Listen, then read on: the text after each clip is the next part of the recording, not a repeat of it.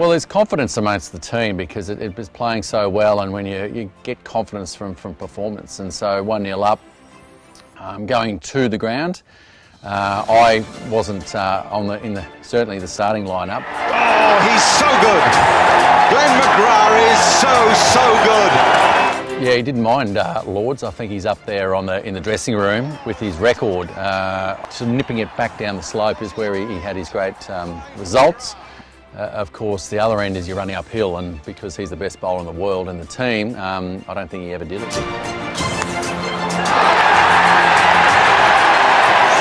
McGrath has picked up another wicket, 4 each for McGrath.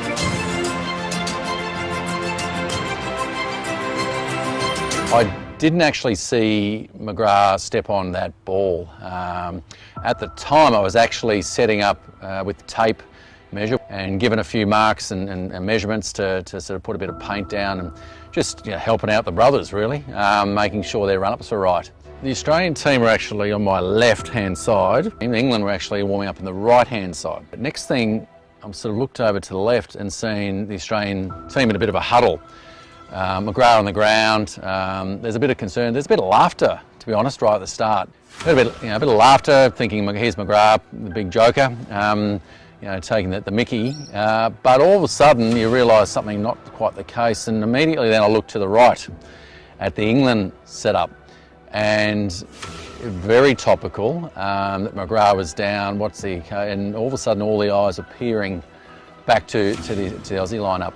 Immediately, I kind of thought that there's every chance I've got to play here.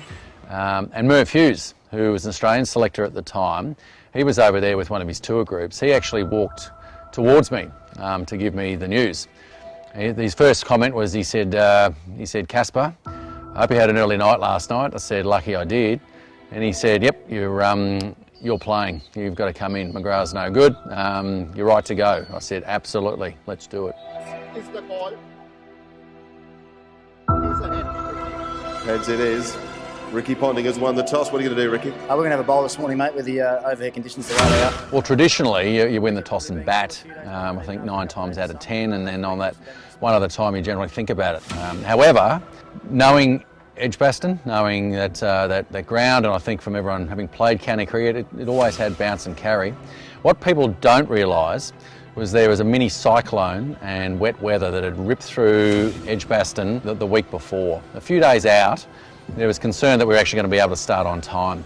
There was always thought that there was going to be something in it, but as it turned out, the grey-looking grassless pitch that was provided certainly didn't provide any of that. Oh, the outfield's passed, tornado or not.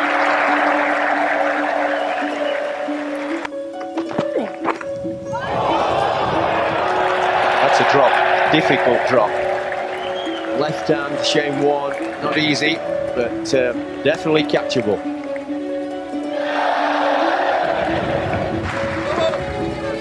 No balls.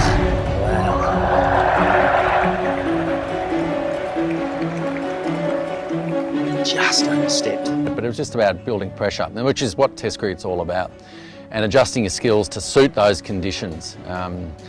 That's the secret. That's what Test cricket's all about, and maybe we didn't quite do that.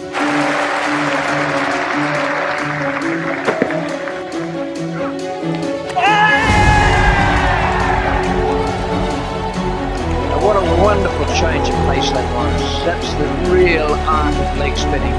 One of the things that I did actually notice with the Australian team, and going back into the environment then, was maybe because we're under the pump and with pressure, it was the first time in that 10-year period that I've been involved in the team that the word luck was actually used around in the dressing room.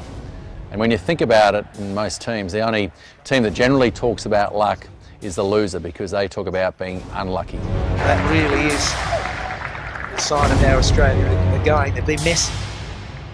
And the Australian team, through the period and the great period of time and the performances that we were doing, didn't have to rely on luck, because every time you went out, it was not so much falling in place, but you found a way.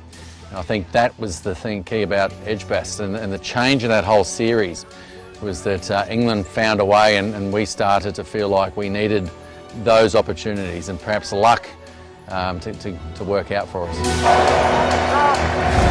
Warren will be partly happy and partly extremely unhappy with that because he's beaten Flintoff in flight. Not a pleased way. What is pretty handy for any team is when you've got the best leg spinner in the world in your team, and knowing that with Warney coming in with a wicket ageing, it was always going to be more than just a weapon, and that's the skill of the man, being able to bowl tight and contain, but also attack. 407 then, a few players there might have liked to have gone on to bigger totals, but essentially it was such an entertaining day, it's hard to be too critical of it.